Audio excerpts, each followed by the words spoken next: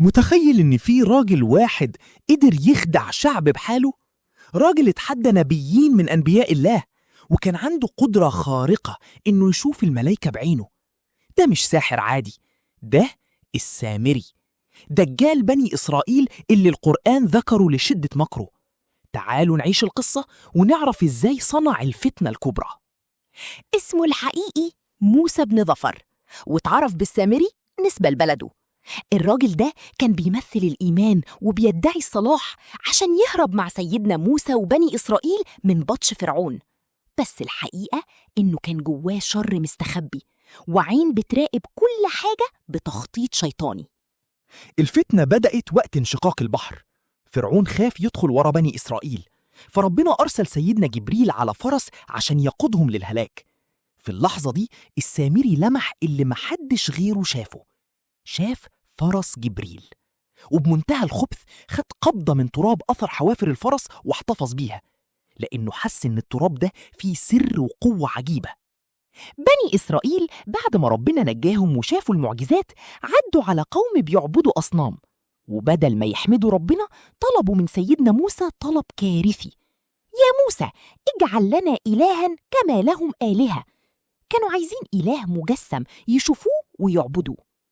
سيدنا موسى ساب قومه مع أخوه هارون وراح لجبل الطور عشان يستلم الألواح.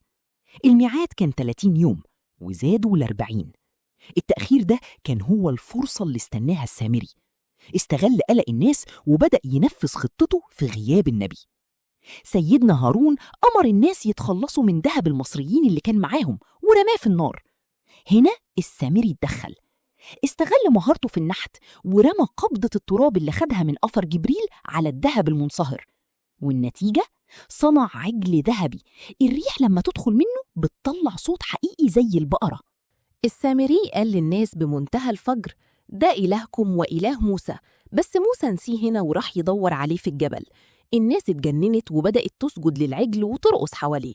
سيدنا هارون حاول يمنعهم ويفكرهم بربنا، بس هددوه بالقتل ورفضوا يسمعوه لحد ما موسى يرجع. ربنا أخبر سيدنا موسى وهو على الجبل إن السامري أضل قومه. موسى رجع غضبان وحزين جدا. الصدمة لما شافهم بيعبدوا العجل كانت مرعبة، لدرجة إنه من هول الموقف رمى الألواح اللي فيها كلام ربنا فانكسرت. من شدة الغضب سيدنا موسى مسك راس أخوه هارون ولحيته: ليه ما سكتهمش؟